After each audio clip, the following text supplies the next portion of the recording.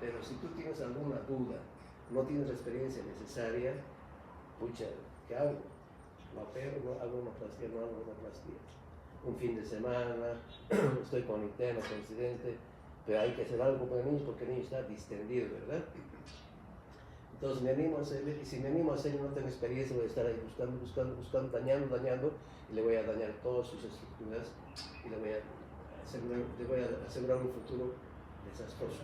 Entonces lo malo es cuando no tengo experiencia porque no me animo a hacerle una anoplastía, pues le hago la colostomía. Pero aquí ya te estoy diciendo, la estoy condenando al niñito y a la familia a un vía crucis. Pero es un vía crucis temporal. ¿Por qué? Porque le estoy fregando, por decir el término, a la familia 1 o 2 mesecitos.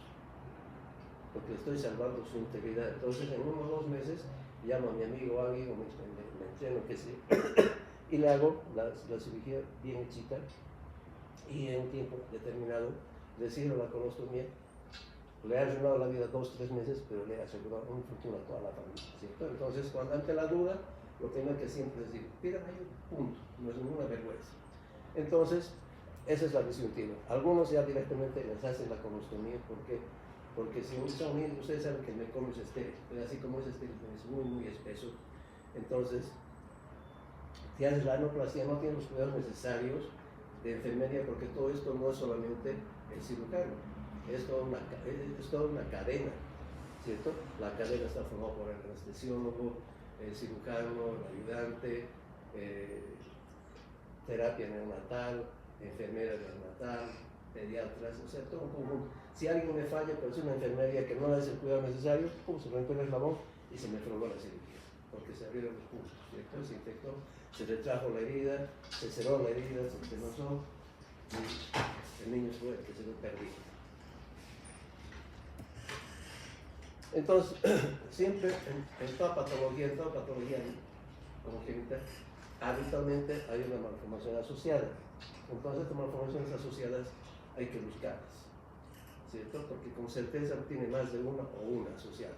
Entonces, ver que no tenga alteraciones en la columna vertebral, y la columna vertebral nos va a dar mucha información en el futuro de ese bebé.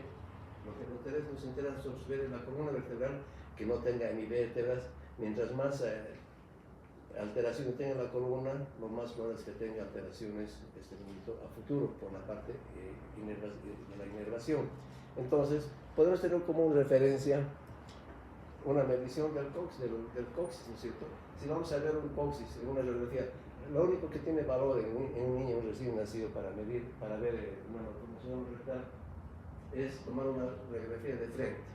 Pero la de frente, la de AP, no nos va a dar ninguna luz en cuanto a si es de patología como fístula sin fístula. Simplemente es para ver qué tan lejos está la ampolla rectal, o sea, la ampolla de aire o el sacro. Si el sacro está muy poco desarrollado, nos está indicando de que es una malformación probablemente alta y su pronóstico no va a ser de los mejores. Es una proyección frontal y una proyección lateral, digamos, para medir la referencia del coxis y el sacro. Entonces aquí tenemos un ejemplo donde un niñito con una patología que no tiene anito, pero no tiene meconio por ninguna parte, ¿cierto? Entonces el niñito posiblemente es una malformación alta, supraelevadora. En cambio, este de aquí al lado, estamos viendo que tiene aquí una desembocadura en el escroto.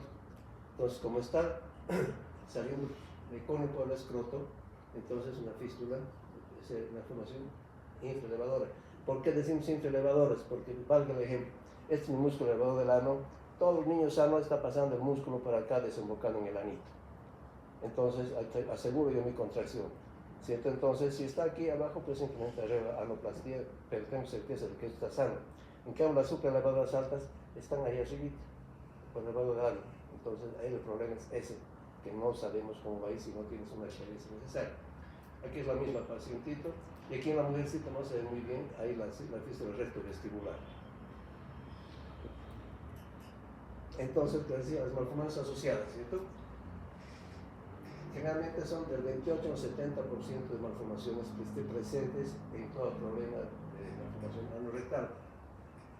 Entonces, las más frecuentes son las urológicas, obviamente porque están asociadas con fístulas, ya sea uretra, recto o próstata. o vejiga, ¿verdad? Las cardíacas en menor frecuencia, ortopédicas, y las bacterianas, ¿no es cierto? Entonces, el bacteriano, ¿qué significa?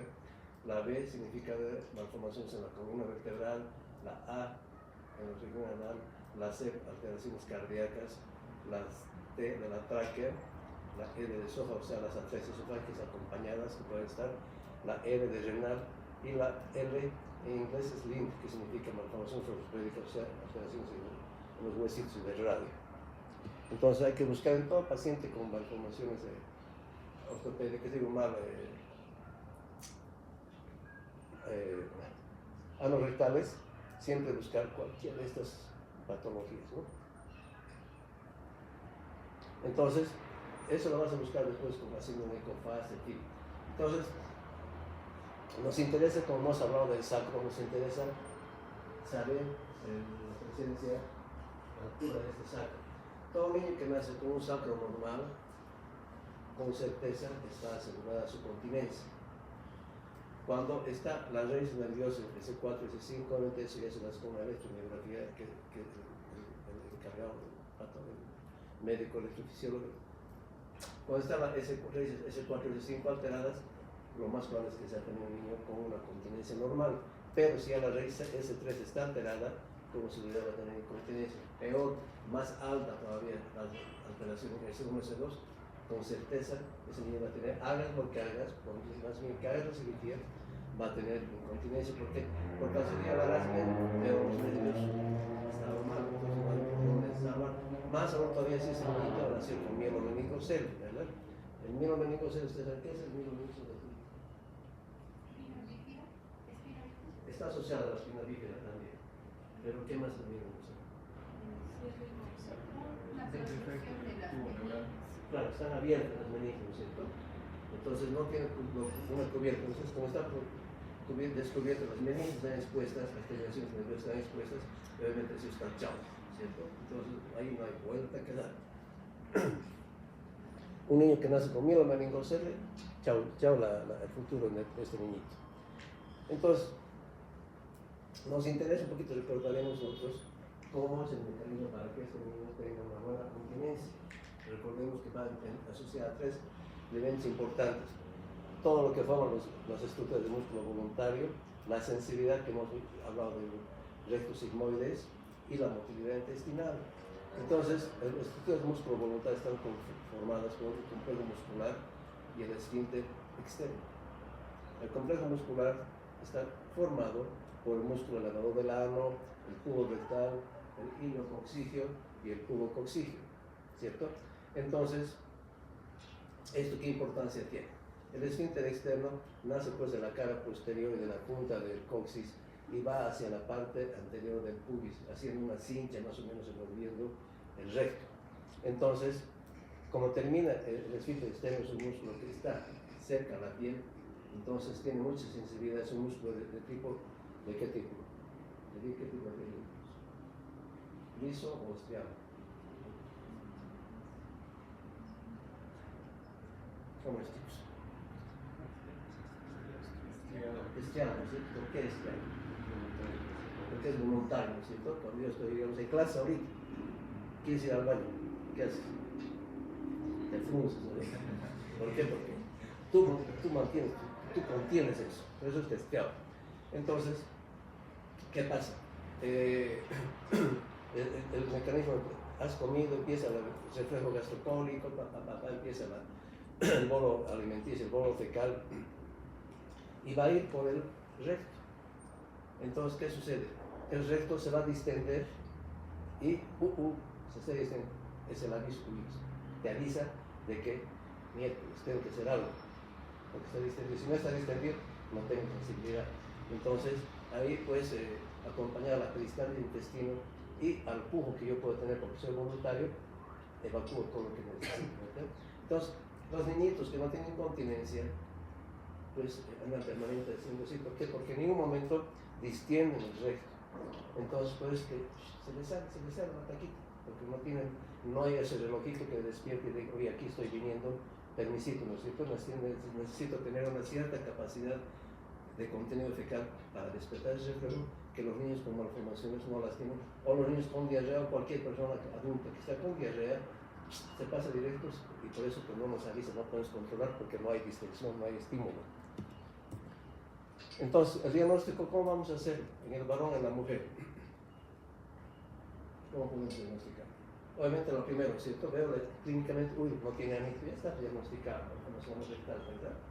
Pero hay algo más que puedo yo decir, que este niñito o esta niñita sospecho casi con mucha certeza de que es malformación alta, con pronóstico reservado, que va a necesitar colostomía, o es baja, no va a necesitar colostomía, ¿cierto? Independiente del examen físico del niñito, vamos a ver en el varoncito qué pasa. En primer lugar, todo niño nacidito gordito, que es eutrófico, tiene buenos glúteos, ¿verdad? Bien formaditos. Un niño entonces que tenga bonito glúteo, indicativo de que más o menos la cosa está bien, pero tenemos que examinar. En el varón tenemos cuántos orificios naturales, dos, ¿no es cierto? El meato uretral y el anal.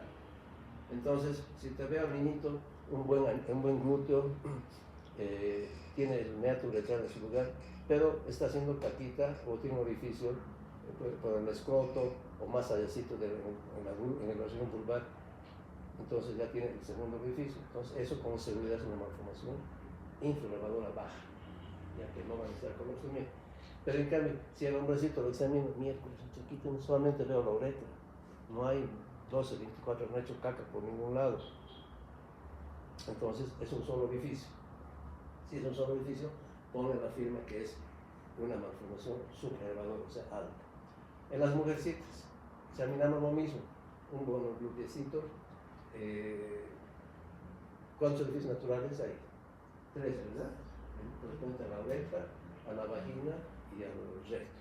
Entonces examino a la niñita, 1, 2, 3, perfecto. 1 es el correspondiente al meato uretral, 2 a la vaginita, el inmensito, y ahí en el vestíbulo este otro orificio donde está esbozando un poco de meconio. Son 1, 2, 3. Entonces es una niña que tiene 3 orificios naturales, no importa el tercero dónde está, y es indicativo de que es una malformación infralevadora baja. Pronóstico bueno. En cambio, si tienes 2 orificios, a ver, aquí está, el meatito uretral, aquí está su himen, está medio abierto y no hay nada más. 2 orificios, supralevador altísimo, colostomía, pronóstico reservado. Y más aún todavía nace, que gracias a Dios la menos frecuente, porque en las mujercitas la más frecuente es la patología como fístula rectovestibular, y en los varoncitos la más frecuente es la fístula recto uretral. Entonces la mujercita veo, no veo nada, donde ese pipino es un orificio común, un boquete por decirles, es la cloaca, donde desemboca meato uretral, vagina y recto. Entonces no hay donde perderse, y más aún si está asociada con glúteos hipoplásicos, entonces es nomás una patología altísima. Entonces, ¿cuáles son los síntomas? Los síntomas casi prácticamente